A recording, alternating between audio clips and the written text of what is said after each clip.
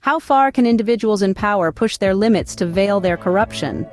A question that echoes hauntingly in the gruesome narrative of ALTANTUYA Sharibu's murder.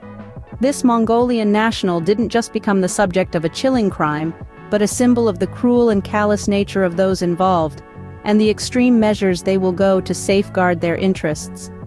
The perpetration of this merciless act is largely credited to Sirul Umar, a man who has become inextricably entwined with the brutal killing of Sharibu. His name is not just associated with the murder, but also his calculated flight to Australia, and his obstinate silence on the mastermind behind the ghastly act.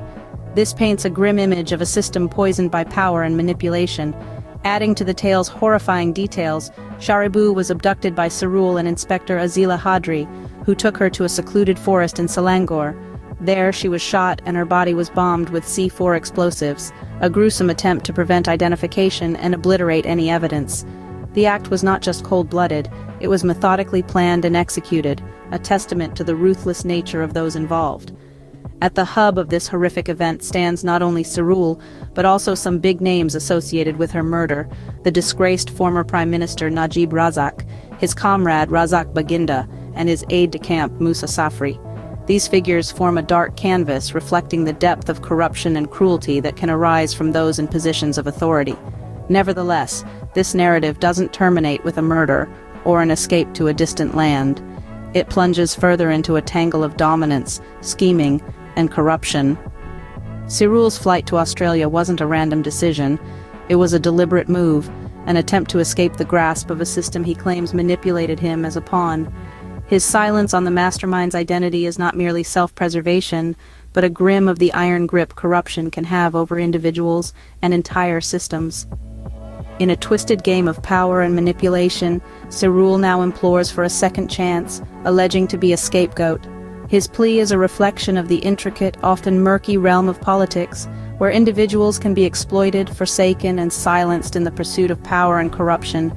It's a chilling reminder of the ruthless extents people can reach to shield their interests, and the merciless nature of those who manipulate power without a shred of conscience. In the murky world of politics, every move is a calculated gamble.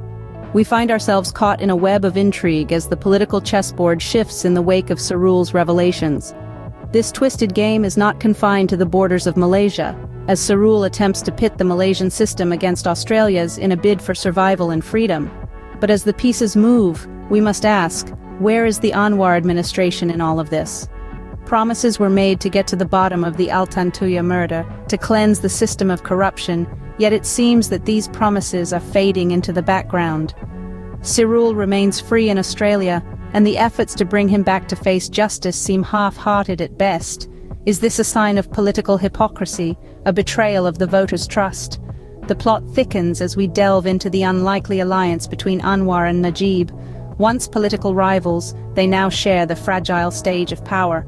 Could it be that this newfound camaraderie is the reason behind the cooled efforts to investigate the ALTANTUYA murder and the Scorpion purchase?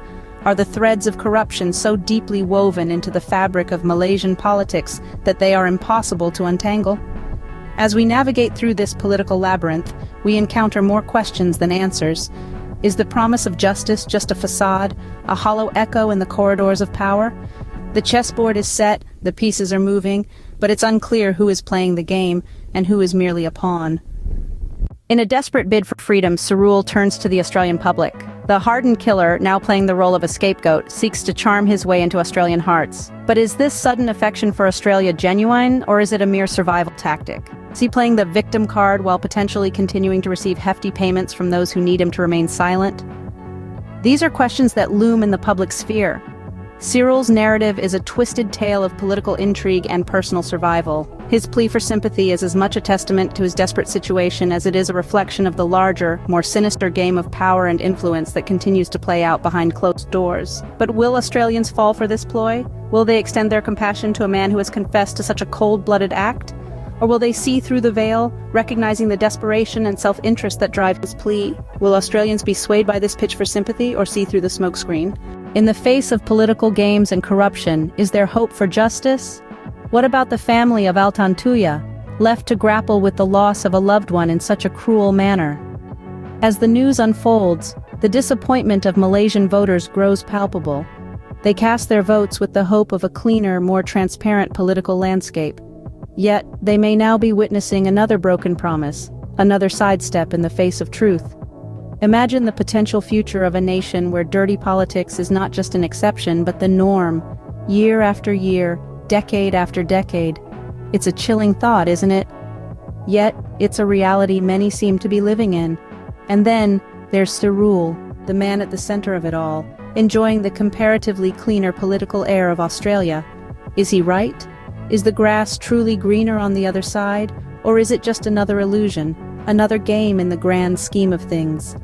In a world where power and corruption often go hand in hand, the fight for justice is a constant uphill battle.